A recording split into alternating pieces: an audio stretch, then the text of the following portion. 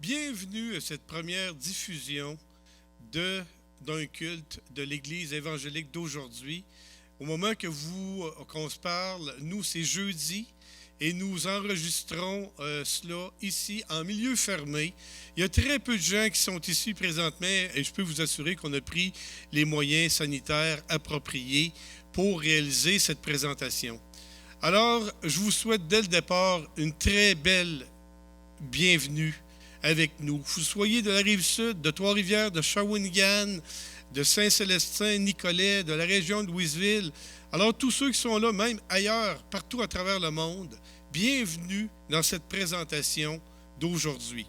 C'est vraiment une première et vous savez, avec les événements qui se passent avec le coronavirus présentement, dont on a présentement environ 121 cas au Québec, eh bien, il fallait s'ajuster rapidement comme Église, et c'est qu'est-ce qu'on a tenté de faire avec ce moyen que j'espère que vous allez apprécier.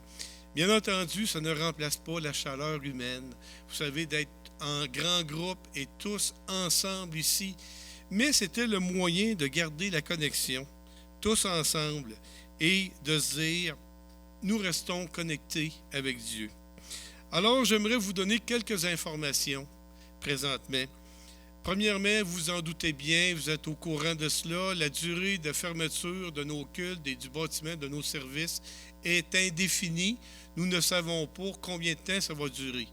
Néanmoins, nous nous ajusterons selon l'évolution du dossier. Bien entendu, c'est notre première vidéo. On est volontaire à recevoir des commentaires par rapport à la production d'aujourd'hui. Si vous en avez, ça nous fait plaisir de les recevoir. Maintenant, voici quelques informations sur la façon qu'on va être organisé dans les prochaines semaines. Là, je suis un peu confus à savoir, je vous dis-tu prochaine semaine ou prochain mois, je ne le sais pas. Mais voici comment on va être arrangé dans les prochains temps. Premièrement, le vidéo sera mis en disponibilité le dimanche matin à 10h. L'idée de tout ça, c'est de garder un lien ensemble, qu'on puisse regarder autant que possible la vidéo ensemble. Bien entendu, vous pourrez le regarder par la suite à votre convenance. Il va y avoir également des capsules vidéo. Vous avez remarqué que ça a commencé cette semaine et on va poursuivre cette bonne habitude. Maintenant, s'il y a des personnes qui ont des besoins financiers divers, exemple aussi des besoins de nourriture, de livraison. Il y a actuellement 2 personnes dans l'Église qui se sont montrées volontaires pour faire des livraisons de cette sorte-là. Vous n'avez qu'à nous contacter, le Conseil et l'Église, et nous verrons comment vous mettre en lien avec ces personnes. Et parallèlement, si vous êtes intéressé de faire de telles livraisons, qui a des besoins, présentez-vous, ça va nous faire plaisir. On va faire le lien de l'autre côté également. Un point important maintenant, c'est la question monétaire. Vous savez que c'est important pour poursuivre l'œuvre de Dieu ici à Bécancour, dans la grande région de Trois-Rivières. Eh bien, il faut avoir des sous pour continuer. Vous savez, pendant cette période-là, les dépenses sont les mêmes essentiellement. Alors, je vous encourage vraiment continuer d'être généreux. On sait qu'il y a des gens qui vont perdre leur emploi, qui l'ont déjà perdu présentement. Mais on vous encourage, autant que cela est possible, de continuer d'être généreux. Vous savez, le bâtiment est fermé. La manière de donner privilégiée, c'est vraiment par moyen électronique, les virements que vous pouvez faire. Bien entendu, si vous envoyez des chèques, envoyez-les à l'Église.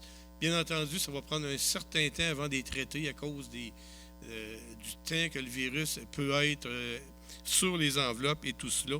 Bien entendu, les dons en argent, présentement, on est en train de voir comment on pourrait régler ça, mais ce n'est pas évident. On vous encourage vraiment, s'il y a un temps dans l'année de passer au paiement électronique, pas au paiement, mais au virement électronique, c'est le temps de le faire. Et pour, à la limite, ceux qui n'ont aucun de ces moyens-là, considérez de garder des sommes à la maison jusqu'au temps des retours normaux, dans le cours normal des choses. Soit en passant, si vous voulez faire des virements électroniques, vous ne savez pas comment, je vous laisse le courriel électronique de Louis Grémard, notre trésorier. Contactez-le au EEA 1220 @gmail.com. EEA 1220 @gmail.com. J'aimerais qu'on puisse prier présentement pour toutes les personnes qui ont perdu leur emploi. J'aimerais qu'on prie pour la sagesse des gouvernements. J'aimerais aussi que vous priez tous ensemble pour l'unité de notre Église pendant le temps que nous vivons. J'aimerais qu'on prie pour tous ceux qui reviennent de voyage et qui sont confinés présentement dans leur maison. Prenez votre téléphone et communiquez-les, s'il vous plaît. Et vous savez, aujourd'hui, ça c'était rendu possible parce qu'il y a des gens qui sont en arrière et j'aimerais dire leur nom, même si ça les gêne totalement. Ils me disent que non. Alors, je vais les identifier par leurs initiales. AC, il est au son, il a une casquette. RL, il rit, il est crampé. Et RB qui s'occupe d'habitude des caméras. Donc, il m'a demandé d'être anonyme. Par contre, il pourrait faire du bruit si je le demande. Ils vont-ils l'en faire? Bravo! Parce que vous comprenez que la salle est vide présentement.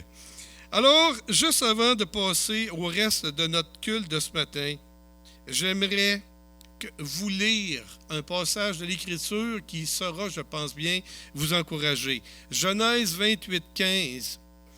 « Voici, je suis avec toi, je te garderai partout où tu iras, et je te ramènerai dans ce pays, car je ne t'abandonnerai point, que je n'ai exécuté ce que je t'ai dit. » Quelle belle parole! Qu'importe si vous êtes confinés chez vous, le Seigneur est là avec vous.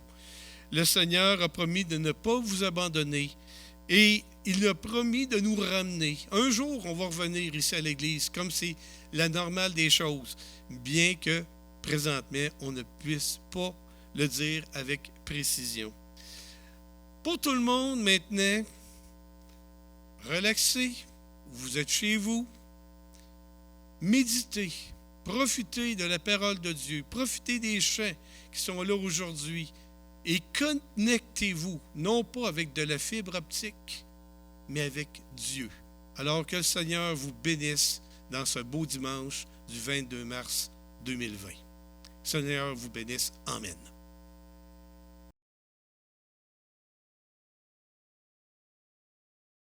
OK. Chut.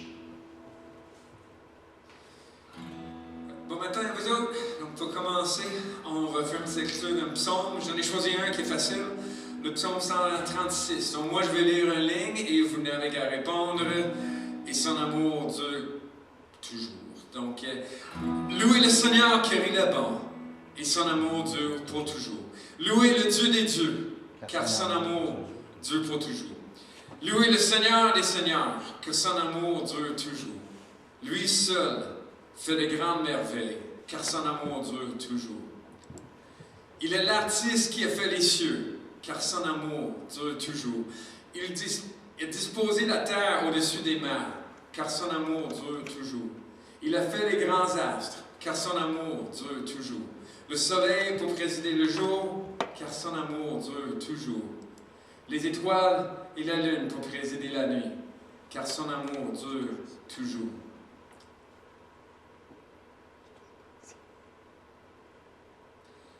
Dans notre malheur, il s'est souvenu de nous, car son amour dure toujours. Il nous a délivrés de nos adversaires, car son amour dure toujours. Il a donné à manger à toutes les créatures, car son amour dure toujours. Louez le Dieu des cieux, car son amour dure toujours.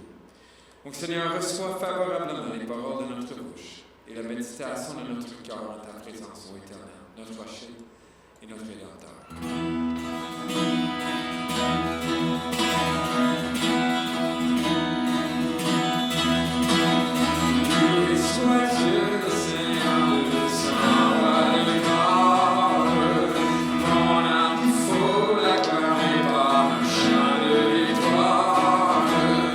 Réveille-toi, viens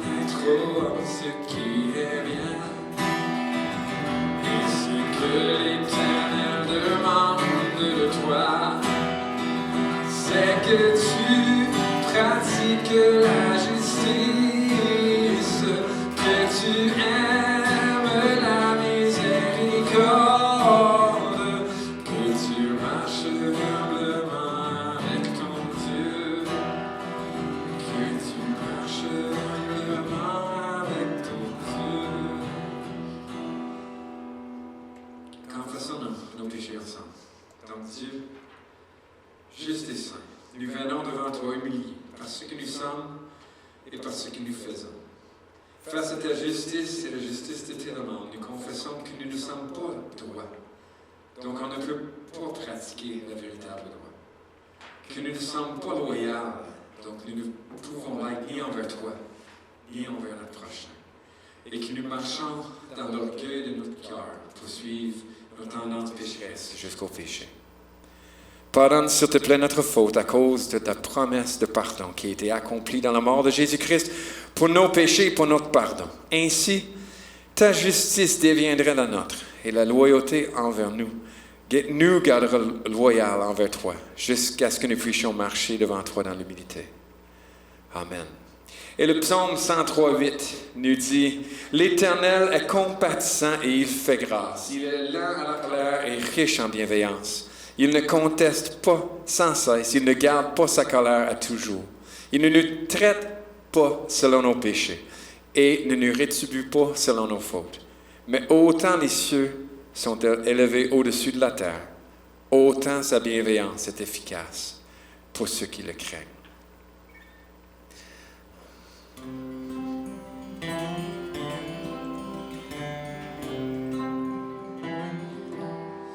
L'amour de Dieu, de loin se passe, c'est comme peut dire un cœur humain. Il est plus rare que les espaces, même en la vie. Il nous attend pour le péché de notre monde. Dieu nous donne à Jésus. Il nous pardonne aux paix profondes, il sauve les perdus.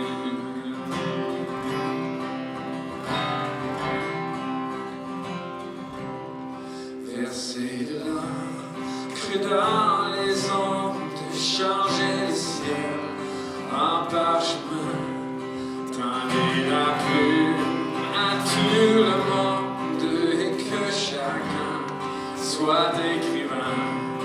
Vous dire tout l'amour du Père, ferait taire les eaux et remplirait la place entière de ces divins de l'eau. L'amour de Dieu si fort, si tendre, est un amour sans fin. Tel est le chant que font entendre les anges et les saints.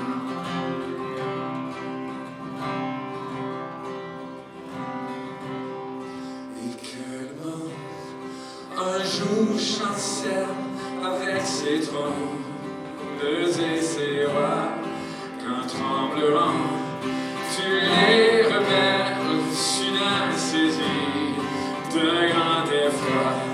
C'est de l'amour que rien ne lasse pour nous encore vivre.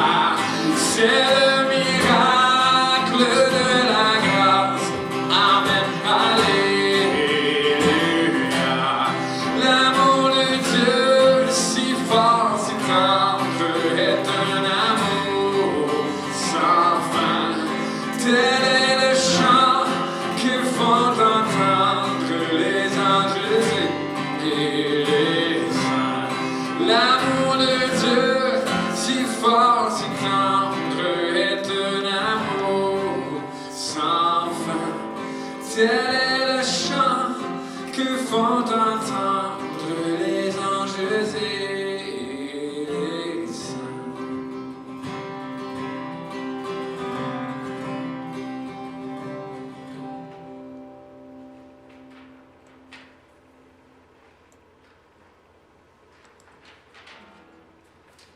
Notre prochain, c'est un chant relativement nouveau. On l'a fait une fois à l'église. Je ne sais pas si tout le monde était là, mais c'était assez facile à apprendre. Vous allez devoir chanter avec moi si vous pouvez. Sinon, écoutez les belles paroles et réfléchissez sur le sens de la vie avec Christ. J'étais perdu dans la En dépit de sa gloire, mon péché offrait le bonheur, mais son fruit fut la mort. Mon âme rebelle contre toi, détestais toutes tes voies, et sans ta grâce qui m'a choisi, j'aurais pu t'aimer. Je marchais vers la perdition, ne suivant que ma loi, mais ta colère contre moi frappa Christ à la croix.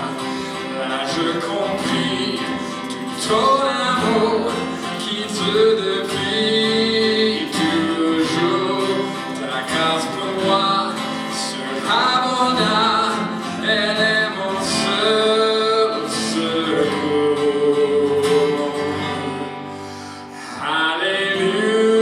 Alléluia, Christ est toute ma vie.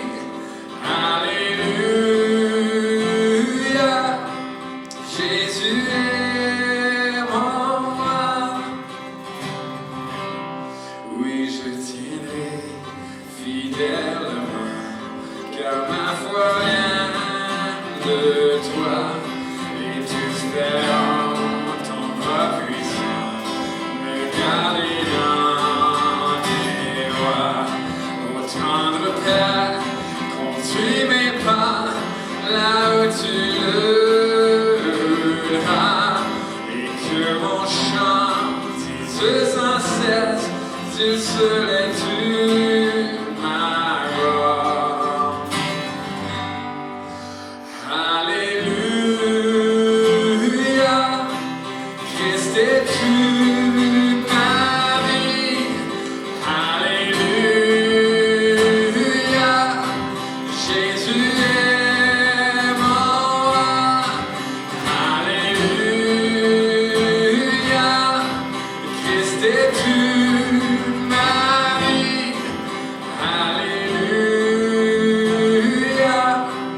Jésus est mon roi.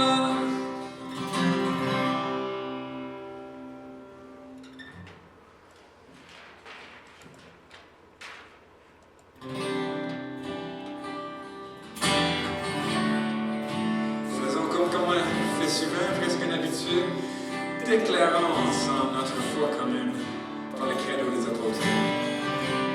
Notre Père éternel, toi qui as tout créé, Dieu tout-puissant, c'est par ton Saint-Esprit que Jésus fut conçu, Christ notre Sauveur. Oui, je crois en Dieu notre Père, oui, je crois en Christ son Fils, oui, je crois en ton Saint-Esprit, ô Trinité divine, oui, je crois à la résurrection, que nous vivrons à jamais, car oui, je crois dans le nom de Jésus.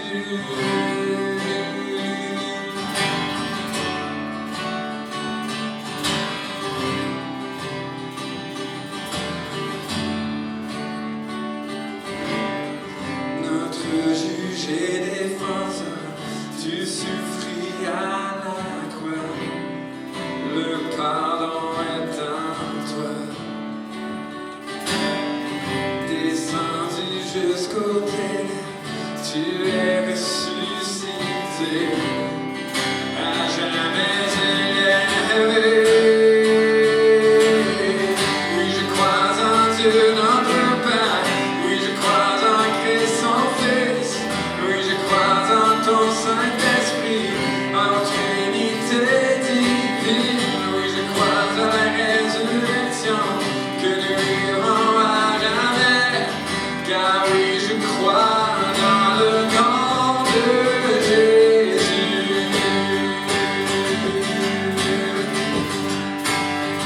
Oui, je crois.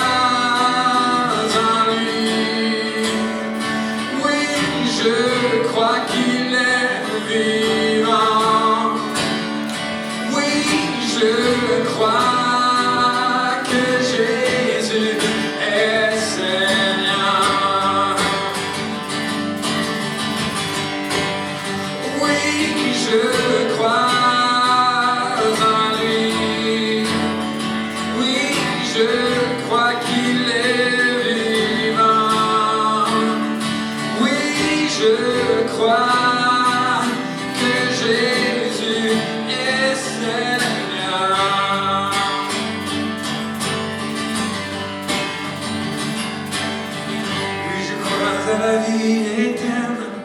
Je crois que le Vierge il est né. Je crois à la communion des saints et en ta sainte Église. Oui, je crois à la résurrection quand Jésus reviendra. Car oui, je crois dans le nom de Jésus.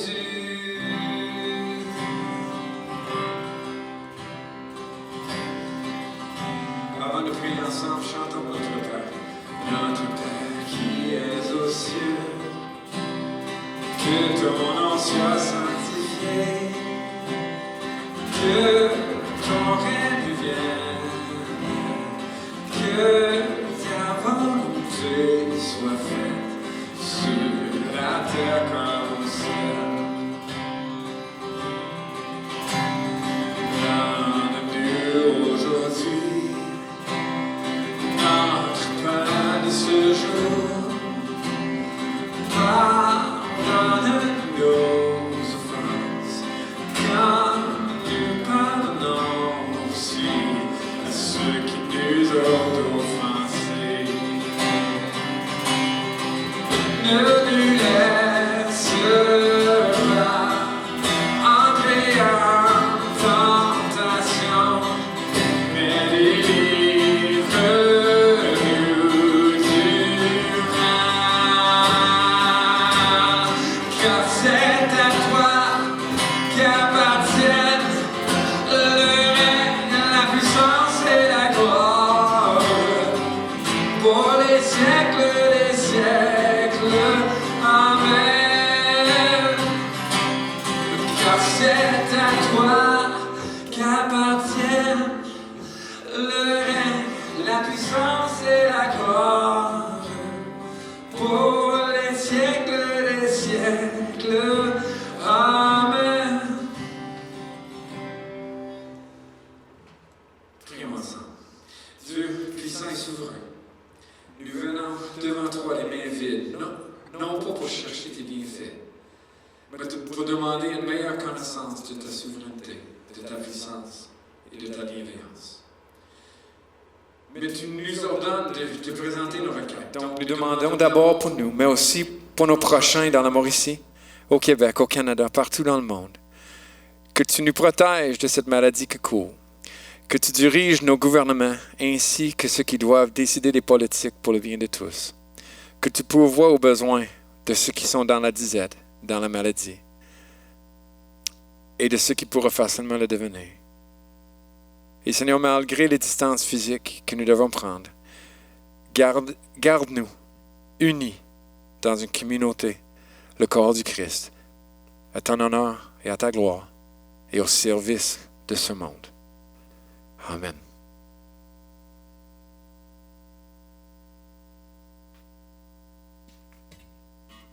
On va chanter un dernier chant en préparation pour le message. Marc m'a dit que vous le connaissez. Moi, je pense que je ne l'ai pas chanté ici encore, mais on va le chanter ensemble, pareil. Vous allez l'apprendre. Puis je vais l'ajouter au répertoire P. Ça va comme ça. Parle-nous, nous venons à toi, recevoir le pain, ta parole sainte. Viens, Seigneur, par ta vérité, modeler nos vies pour te ressembler. Et que ta lumière aujourd'hui rayonne dans l'amour, la foi que nous manifestons. Parle-nous, accomplis, Seigneur, tes projets en nous pour ta gloire.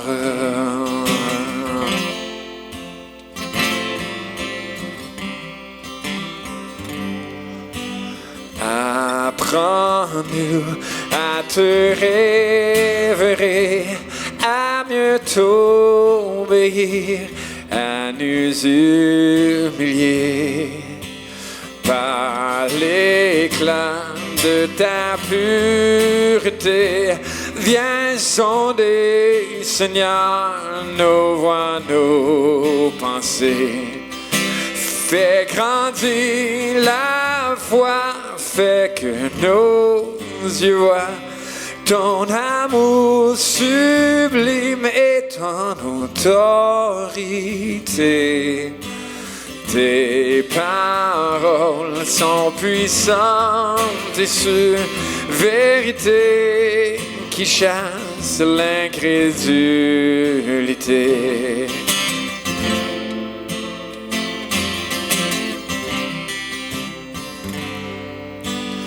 Parle-nous, renouvelle-nous, révèle à nos cœurs tes plans élevés.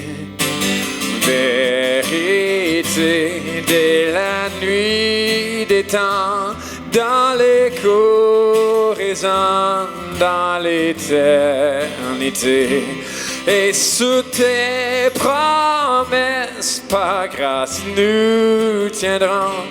Tu marches avec nous, par la foi, nous irons.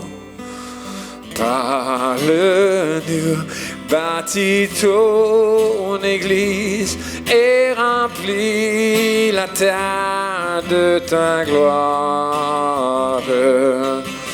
Parle-nous, accomplis, Seigneur, tes projets en nous pour ta gloire. Amen.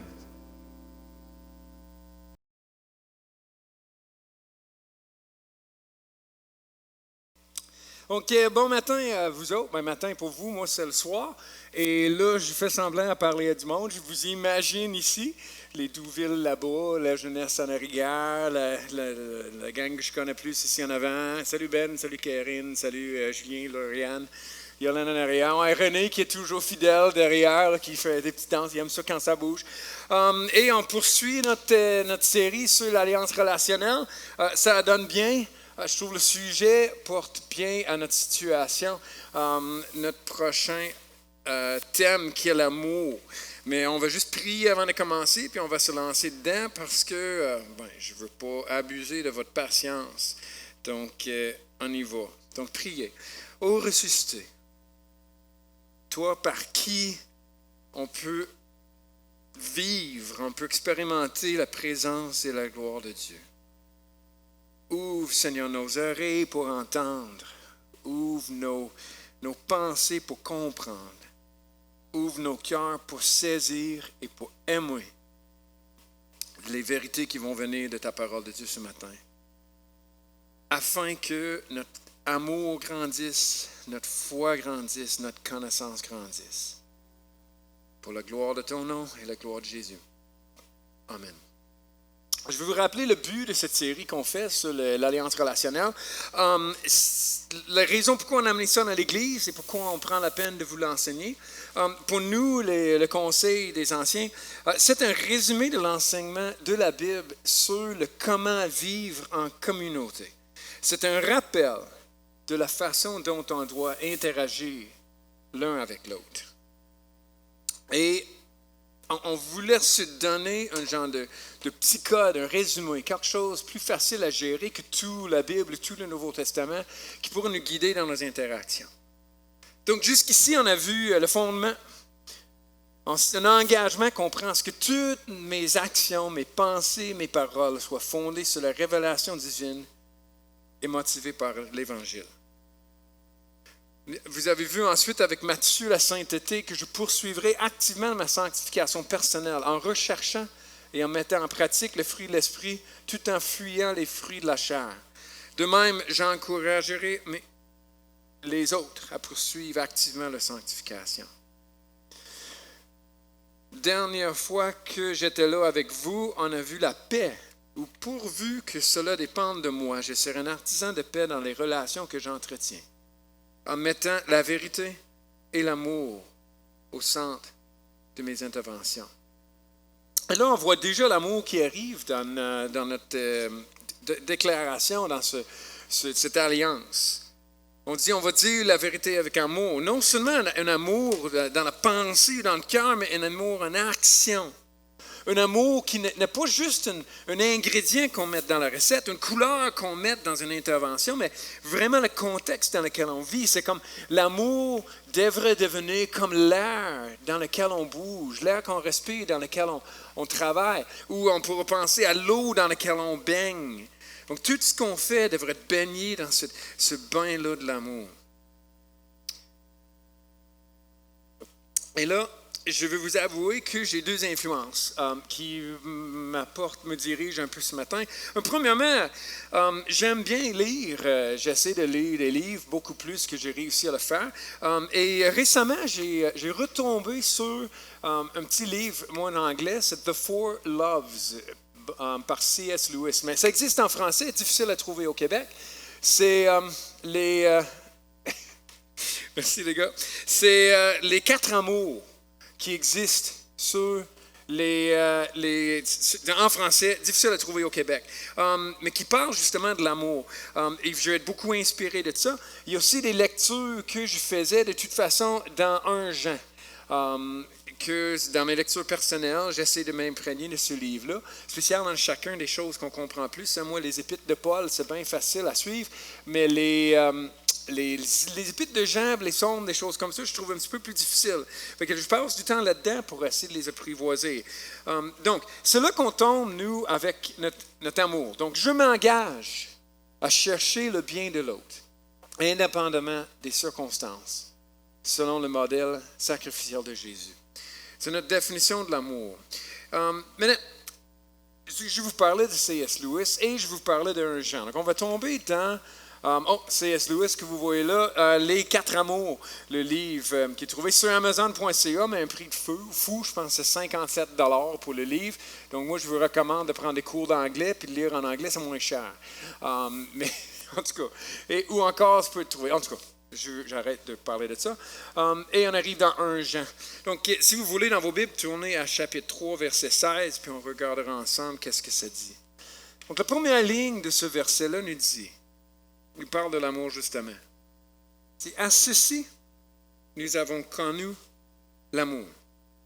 Sais-tu, quand on parle de l'amour, on a chacun notre conception de qu'est-ce que c'est, de qu'est-ce que ça a de l'air. On pense à des gens qu'on a aimés ou des gens qui nous ont aimés. Puis on imagine, c'est quoi l'amour dont j'en parle ici. Et c'est très important, parce que l'amour est au centre de c'est quoi le christianisme. Et on va comprendre le christianisme et l'amour chrétien de la façon qu'on le conçoit ici. Et je veux prendre quelques instants, juste voir l'amour selon C.S. Lewis. Lui, il parle de 4 mots grecs qui viennent justement du Nouveau Testament. On peut parler de ça. Donc, on va regarder vite. Un premier, storge, ou storgé en tout cas, qui parle de l'affection. C'est une définition, c'est l'affection de la familiarité. On pourrait imaginer mon petit chien. Je parle souvent de mes petits chihuahuas. Bien, on peut imaginer le petit chien qu'il jappe à l'étranger. Même si cette personne-là ne lui a jamais fait du tort. Il n'est pas familier avec lui. Mais qui va faire aller sa queue. Pour une personne qui est familière, même si on ne lui a jamais fait du bien. Donc, c'est pas moi qui nourris les chiens à la maison, c'est pas moi qui les sors pour qu'ils fassent le besoin. Mais pourtant, le chien est bien content de me voir. Donc, vois-tu, c'est un genre de définition de l'affection, de storge et de l'affection. Une illustration qu'on donne souvent, c'est une mère envers son bébé. Mais de plus en plus, on peut imaginer dans notre société des pères envers les enfants aussi qui sont de plus en plus présents, de plus en plus affectueux. Et c'est une bonne chose. Il y a certains avantages à cet amour-là. C'est que dans un contexte dans lequel on a du storge, on a cet amour, affection-là, on peut être vraiment nous-mêmes parce qu'on ne le gagne pas, on ne le mérite pas, on l'a juste parce que. Moi, j'aime mes enfants parce qu'ils sont mes enfants. Et peu importe qu'est-ce qu'ils vont faire, peu importe comment ils vont agir, je les aimerai toujours à cause de ça. Et ils peuvent, dans ma présence, être eux-mêmes. C'est un danger, par exemple. Premièrement, c'est qu'il est fort possible d'en abuser. De dire, mon père m'aime. De toute façon, agissons n'importe comment. Ça semble venir un peu avec ce contexte-là d'amour. Et aussi, on pourrait mentionner, ça a l'air d'être un amour-don. C.S. Lewis, il parle un peu plus de ça, mais un amour qui donne à l'extérieur. Mais, tu vois-tu, souvent dans ce genre d'amour-là, on a un amour qui a besoin de donner. On voit comment que c'est difficile là, d'avoir vraiment un amour pur comme ça, dans lequel on essaie de vraiment aimer et donner. Souvent, on a besoin d'arriver à recevoir quelque chose de ça. Son analyse est fascinante, vous pourrez le lire. Un deuxième type d'amour dont il parle, lui, c'est le philia, c'est l'amitié. Donc, la définition qu'il donne, lui, c'est qu'il parle de... C'est enraciné dans une appréciation pour un objet commun. Je peux imaginer, moi, au début, je travaille à la Villa du Carmel avec des amis, des gens. Ils sont des collègues, ils sont des confrères de travail. Mais à un moment donné, parmi ces gens-là, je trouve quelqu'un qui a un intérêt plus profond pour quelque chose de plus important. Et que là, on se lie d'amitié autour de ça. Puis, à l'intérieur d'un plus grand groupe de connaissances, de confrères, bien, on arrive à avoir quelque chose de plus particulier, dans lequel on aime, pas à cause d'une activité même partagée, mais on aime la personne parce qu'il est lui-même et parce que je suis moi-même. Ça ne disparaîtrait pas si jamais l'activité disparaît. On se retrouverait et tout deviendrait comme avant. Et on peut imaginer ces genres de situations-là. Je pense à mon ami Julien, qu'au début, là, on était vraiment mieux quand on était à la villa. On travaillait ensemble, on faisait nos choses. Puis on n'avait pas nécessairement beaucoup de relations en dehors. Mais avec le temps, là, on n'a plus besoin de la villa du Carmel pour se lier d'amitié. On peut s'asseoir ensemble, prendre du temps et apprécier juste l'un pour ce qu'il est et l'autre pour ce qu'il est. Je pense à mon beau-frère, Ben Pinard, c'était mon beau-frère. On a commencé à écouter le basket en plus ensemble. Puis là, finalement, on n'a plus besoin de basketball. Le basketball est devenu une défaite pour être ensemble. C'est un bruit en arrière que ça nous intéresse. Oui, mais c'est pas ça le centre de notre relation. On aime juste être ensemble à cause de qui nous sommes. Des avantages à ça, et même les anciens, des gens des Grecs antiques, des Romains antiques, croyaient que c'était l'amour le plus haut. Parce que c'est un qui n'est pas nécessaire pour l'être humain. On a besoin d'avoir des parents et des enfants pour exister et pour continuer notre existence. On a besoin d'une femme pour faire des enfants. Mais l'amitié, c'est le moins biologique, donc le moins nécessaire. C'est le moins naturel des amours. Et Lewis mentionne que ça devient de plus en plus rare, à un tel point que lui, il croit que la plupart des gens ne peuvent même pas comprendre qu'est-ce que c'est un vrai philéo, ou philia. Mais il y a quand même certains dangers à ça. On les connaît, les cliques sociales fermées, où c'est difficile à rentrer. On peut imaginer que le groupe d'amitié devienne une autorité à eux-mêmes, qu'ils n'ont pas d'intéressé par ce que les autres pensent. On est juste intéressé par ce que nous autres, nos amis, nos proches pensent. Ça, c'est un petit peu plus compliqué. Et on peut imaginer l'orgueil que ces gens-là finissent par avoir, leur penser qu'ils sont meilleurs que les autres qui sont à l'extérieur. Donc, philia, l'amitié. Une troisième dont il parle, l'éros, la romance. Une définition, on pourrait dire, c'est beaucoup plus que le sexuel. C'est pas juste de faire l'amour. Si on veut juste faire l'amour, c'est pas l'amour du tout qu'on veut. On pense à un des fils de David, Amnon, qui a voulu coucher avec sa sœur, puis aussitôt que c'était fait, il a pris en dégoût, puis il l'a renvoyé. Il n'y a pas d'amour là-dedans, juste dans la sexualité. On parle de tout l'amour romantique. L'illustration qu'on peut donner, c'est un homme et une femme ensemble. Et l'avantage là-dedans, c'est vraiment la recherche d'une personne, pas d'un plaisir qu'on reçoit d'eux autres. Un plaisir, c'est un genre de sous-produit à cet amour-là. On recherche la personne et le bien de la personne, puis finalement, on arrive à avoir du plaisir avec eux, ou pour eux, ou à les voir heureux, mais ce n'est pas quelque chose qu'on a cherché dès le départ.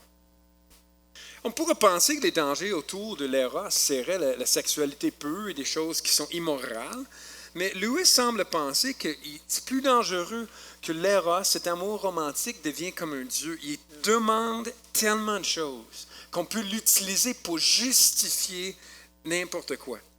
Il fait remarquer que quelqu'un qui a la peur, ça excuse ce qui est considéré comme un mauvais comportement. Quelqu'un qui est en colère, ça peut être utilisé pour excuser un mauvais comportement.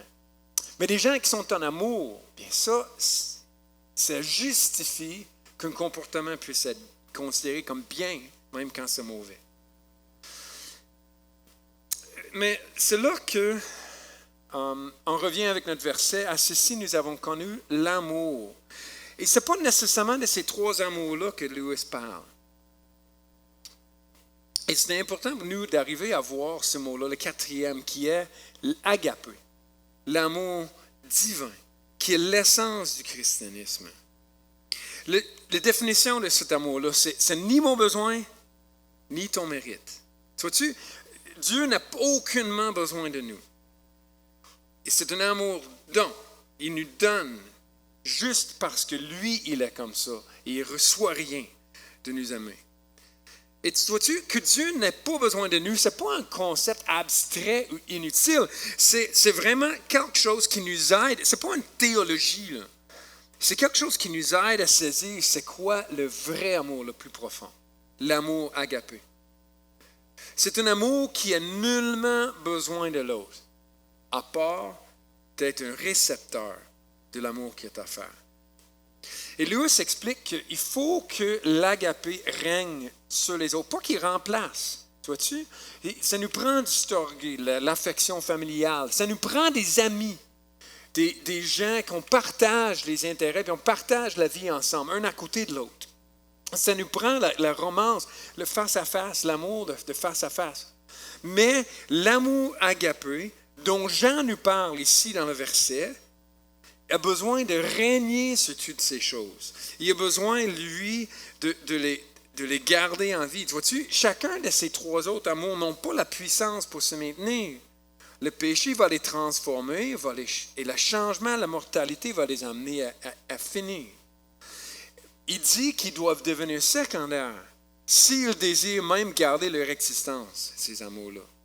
Puis eux, les trois, storgé, philia, eros, donc l'affection, l'amitié, la romance, nous préparent à recevoir le vrai amour. Et ça devient le lieu d'incarnation du vrai amour divin, l'agapé. Et c'est là que même Jean y arrive à illustrer c'est quoi cet amour-là. Donc pour nous aider à comprendre c'est quoi l'agapé, Jean lui-même il dit, en ceci nous avons qu'on a l'amour, l'agapé il dit, c'est qu'il a donné sa vie pour nous. L'amour crée ce dont il n'a pas besoin. Puis il crée parce que, étant amour, il désire donner. Et donne tout en voyant, dans le moment de la création, la nécessité de la crucifixion. Vois-tu, l'amour qui est exprimé ici par le don, c'est pas juste un exemple pour nous autres. Christ nous a aimés, donc il a donné, donc nous, on suit son exemple, puis faut aller plus profond que ça. Vois-tu, son sacrifice change quelque chose pour nous. Le fait que Christ ait donné sa vie, ça change quelque chose de réel en nous. Ailleurs, même dans le livre, dans l'épître d'un Jean, on voit que ça parle de Jésus comme victime expiatoire. Donc, c'est lui qui efface nos péchés devant Dieu et qui permet une restauration avec Dieu. Cet amour agapé, amour don, qui règne sur les trois autres, et c'est l'exemple ultime de ça. C'était le Christ qui s'est donné. Il a donné sa vie par amour pour nous. Comme victime expiatoire pour nous restaurer avec Dieu. Vois-tu, ça prend un certain niveau de mortification pour être capable d'accepter un amour comme ça. Vois-tu, à recevoir un amour immérité veut dire reconnaître qu'on ne mérite rien. C'est reconnaître devant Dieu qu'on ne peut rien gagner, qu'on n'est pas beau en soi, qu'on n'est pas intéressant en soi. C'est reconnaître que nous ne sommes rien et que lui, il est tout. L'objectif qu'on a, c'est de le croire. Ensuite, c'est d'endurer ce qui est difficile. Puis ensuite, d'en faire les délices. de commencer à apprécier ça. Donc, ce salut-là, là, Dieu l'offre à vous. Le Christ qui est venu, ce n'est pas juste pour moi, ce n'est pas juste pour Yvon qui a parlé, c'est pour tous les gens qui voudraient bien le saisir de la part de Dieu. Dieu l'offre. Et ça peut être très difficile. On pourrait sentir vraiment que on a besoin de prouver quelque chose, qu'on a besoin de gagner quelque chose de la part de Dieu.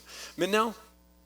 Essayer de le faire, ça prouve qu'on n'a pas prêt encore à le recevoir. On n'a pas rendu compte encore assez de notre immérite, le manque de mérite, de notre état profond là, de laideur et de péché devant Dieu. C'est quelque chose qu'il faut arriver à recevoir de la part de Dieu. Avec joie, avec appréciation. Si tu n'as jamais fait ça dans ta vie, mais c'est le temps. C'est le temps-là, là, que Dieu a dit, oui, moi je reconnais que j'ai besoin de cet amour-là de ta part. J'ai besoin de ne pas le mériter, de ne pas le chercher comme si je peux le gagner, mais juste d'accepter de la part d'un Dieu qui donne sans rien recevoir, accepter son amour, exprimé dans le mort de Jésus-Christ pour payer pour nos péchés. Donc c'est très pratique. L'amour de Dieu est très pratique. Ça a changé ma vie, ça peut changer la tienne.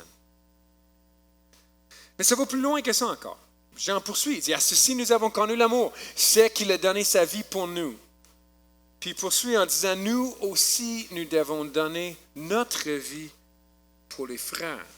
Tu vois, pour l'apôtre Jean, recevoir l'agapé, recevoir cet amour-là, voulait dire aussi l'offrir à d'autres qui sont autour de nous. Louis a dit, Dieu qui nous aime jusqu'à ce qu'on existe, nous aime jusqu'à nous donner le pouvoir d'aimer des autres. C'est plus qu'un exemple. Nous en profitons. La mort de Jésus, c'est pas juste... C'est plus qu'un exemple, oui. Ça a changé quelque chose pour nous. Mais c'est aussi un exemple. C'est pas moins que ça. Pas pour l'expiation. Je ne mourrai pas à votre place. Je ne pourrai pas rien faire ça. Mais, et je ne suis pas sûr même que dans notre société à nous, je vais être appelé à mourir à votre place. Il semble que Jean veut pousser à aux limites de c'est quoi l'abnégation de soi. Jusqu'à quel point on va être prêt à mettre de côté nos désirs, même peut-être nos besoins, pour essayer de combler par amour le besoin des autres. C'est là que le verset continue, verset 17, que Jean dit, nous devons donner notre vie pour les frères, puis il dit, si quelqu'un possède les biens du monde, qu'il voit son frère dans le besoin et qu'il lui ferme son cœur, comment l'amour de Dieu demeure-t-il en lui? Tu vois-tu, la sorte d'amour que Dieu démontre envers nous, nous oblige, nous, si on a les moyens, si on voit le frère dans le besoin, d'ouvrir notre cœur à lui et de partager. Si fermer notre cœur démontrait une absence profonde de l'amour pour Dieu, et ça démontrait un manque du type de l'amour que Dieu a envers nous. Vois-tu, un des commentaires que j'ai à la maison dit que la tragédie est que nous n'avons pas appris à prendre cela au sérieux. Le besoin du monde n'est pas des actes héroïques de martyrs, mais des actes héroïques de sacrifice matériel. Ce à quoi on va peut-être être appelé dans les prochains jours, prochaines semaines, prochains mois. Peut-être de limiter notre propre richesse, de limiter notre propre accumulation, de partager ce qu'on a de plus, oui, mais même peut-être jusqu'à ce qu'on considère qu'on aura de besoin pour les autres. L'amour de Dieu, l'amour que Dieu nous a offert, va nous pousser dans ce sens-là, dans cette direction-là.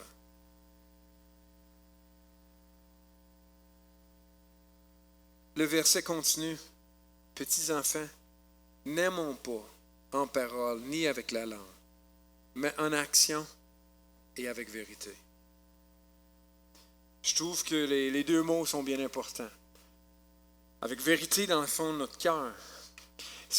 Cherchant, comme l'amour agapé, c'est un amour purement don dans lequel on ne reçoit rien de la part de l'autre. Bien, la vérité, il faut qu'elle soit présente dans notre cœur, qu'on aime l'autre, qu'on veut donner, on veut partager à cause de ce qu'on a reçu, mais pas à cause de ce qu'on pourrait recevoir en retour. La vérité, il faut qu'elle soit présente. Il faut que la vérité de Dieu soit active en nous pour qu'on puisse arriver à vivre cette vérité-là. Mais aussi en action. On ne peut pas se laisser avoir des bons sentiments envers nos voisins, envers notre prochain, envers notre frère, notre soeur dans l'Église, envers nos frères et sœurs dans la maison, nos parents, nos enfants. Jean nous dit que l'amour de Dieu, dont l'exemple ultime était le don de soi de Jésus sur la croix, devrait nous pousser à partager jusque dans les petites affaires de la vie, nos biens matériels, avec ceux qui sont autour de nous, en action avec la vérité au fond de notre cœur. C'est là que j'arrive à des applications. Là, je m'inspire d'une troisième personne. J'ai tombé sur une lettre que Martin Luther a écrite à un autre pasteur, dans le temps de la peste. La peste noire avait ravagé l'Europe quelques centaines d'années avant. Puis là, il y a eu un outbreak, une contagion à Wittenberg, là où Martin Luther était. Puis il a reçu une lettre demandant aux gens quoi faire, comment agir. C'est fascinant de le lire. Encore beaucoup plus disponible en anglais qu'en français sur le web. J'essaie de trouver ça pour vous, mais je ne l'ai pas trouvé. Vous chercherez si vous voulez. Si vous comprenez anglais, c'est, en tout cas en français, c'est « si l'on peut fuir devant la mort ». Puis lui, il donne quelques recommandations. Premier, je vous partage parce que je trouve ça intéressant. Certaines personnes ou certains gens avec des rôles spécifiques sont appelés à agir d'une certaine façon. Lui mentionnait les pasteurs, dont je suis un. Jean 10, 11, qui dit « Un berger donne sa vie pour ses brebis ». Ça m'interpelle. J'ai accepté avec vous, avec cette Église ici, d'avoir la charge de m'occuper de vous, d'être présent pour vous. Et en quelque sorte, ça me donne une responsabilité de plus que j'ai pris comparé à bien d'autres. Mais Luther il est bien équilibré dans ce qu'il dit.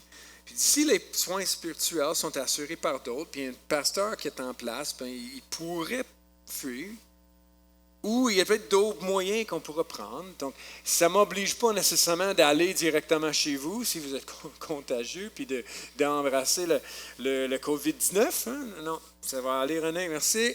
Tu vois-tu, mais c'est de s'assurer, j'ai une responsabilité de m'assurer de vos besoins spirituels, avec Yvon, avec Mathieu. Et on prend ça au sérieux. Une des raisons pourquoi je suis ici ce soir, à préparer ça pour vous que vous écoutez dimanche matin. Il mentionne aussi des magistrats, que la Bible vous appelle des ministres de Dieu pour le propre bien, pour le bien de notre pays. Et les magistrats ont des responsabilités envers les peuples qui les ont mis en place, des gens qui servent. Il ne faut pas qu'ils fuient. Il mentionne aussi tous qui sont en relation de service, en obligation, les parents envers les enfants, les maîtres envers les serviteurs, les employés envers les employeurs. On ne peut pas juste abandonner puis fuir parce qu'on a peur. Il faut prendre les responsabilités que Dieu nous a données et les vivre. Il faut les combler, ces responsabilités-là. J'ai trouvé ça quand même fascinant. Et là, il arrive à des personnes en général. Puis il donne une recommandation qui se résume par honorer le caractère sacré de sa propre vie. 1. Se protéger. Cherche pas à aller s'infecter. Prends les moyens. Nous, ici à l'Église, on est quelques-uns, mais on ne touche pas aux mêmes objets, on se lave les mains souvent, on ne s'est pas salué comme qu'on aurait voulu. On se protège de ce virus-là. Donc, honore le caractère sacré de ta propre vie, s'il te plaît. Mais aussi, il y a un appel à honorer le caractère sacré de ceux qui sont dans le besoin. Comme si ton voisin se fait voler, il y a une certaine responsabilité d'aller l'aider. Si sa maison est en feu, d'aller l'aider. Et si on se sauve, nous, d'un feu de noyade avec des soins médicaux, avec des médicaments, si on se sauve en gardant une chaleur l'hiver, on pourra bien se sauver de la maladie, cette maladie-là, de toute cette situation difficile, mais il faut également le vivre envers nos prochains. L'amour nous contraint à en faire autant pour les autres. Encore, si besoin. Je n'irai pas à l'hôpital commencer à essayer de soigner des gens. Je n'ai pas des connaissances, je n'ai pas des compétences. Il y a des gens compétents qui sont là. Pour l'instant, en nombre suffisant, on va les laisser faire le travail. Je ne chercherai pas d'autre chose. Martin Luther, il pose une super belle situation. Il dit, admettons qu'on arrive, puis il y a quelqu'un qui est dans le besoin, qui est malade. Quel genre de risque est raisonnable à prendre? Comment on gère ça? Puis lui, il fait remarquer ceci. Il dit, et si c'était le Christ lui-même qui était malade? Si c'était le Christ lui-même qui vivait dans la maison à côté de chez vous, qui était infecté par ce coronavirus, on courrait à son aide. On se mettrait en danger si nécessaire. Ou on appellerait à l'aide. On ferait tout ce qu'on pourrait. Mais si c'est le prochain, est-ce qu'on peut se permettre que ça soit différent? Matthieu 25, 40, c'est Jésus, c'est le roi qui parle à des gens. Puis il dit, en vérité, je vous le dis, dans la mesure où vous avez fait cela, ça c'est dans le contexte, c'était visiter dans la prison, c'était visiter quand il était malade, c'était de l'aider dans toutes sortes de détresse. Il dit, mais dans la mesure où vous l'avez fait cela à l'un de ses plus petits, mes frères, c'est à moi que vous l'avez fait. Je trouve que la pensée, c'était très intéressant. Mais il nous rappelle aussi les promesses de Dieu. Le psaume 41, verset 2, dit « Heureux celui qui agit avec discernement envers le faible. Au jour du malheur, l'Éternel le délivre. L'Éternel le garde et le fait vivre, et il est heureux sur la terre. Tu ne le livreras pas au désir de ses ennemis. L'Éternel le soutient sur son lit de douleur. Tu refais sa couche pendant sa mallette. » Et 1 Timothée 4,8 dit « La piété. » La piété qui est rien de plus que le service envers Dieu et le service donc envers notre prochain aussi. La piété est utile à tout. Elle a la promesse de la vie présente et de la vie à venir. Je me demande jusqu'où je suis prêt à aller dans ma foi pour que la foi soit active et vraie dans cette vie. Jusqu'à quel point est-ce que je vais aller vers mon prochain pour l'aider, pour lui sauver de la maladie, comme moi, je le ferais pour moi-même.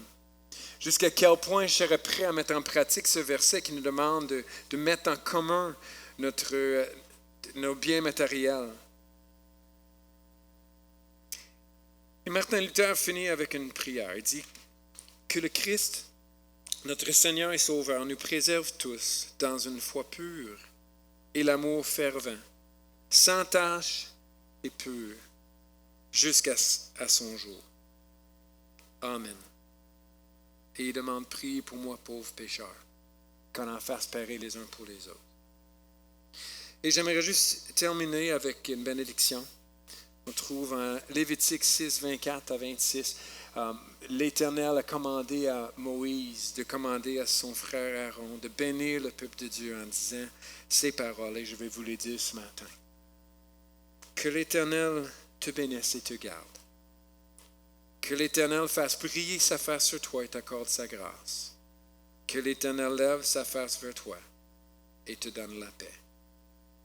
Amen. Bon dimanche.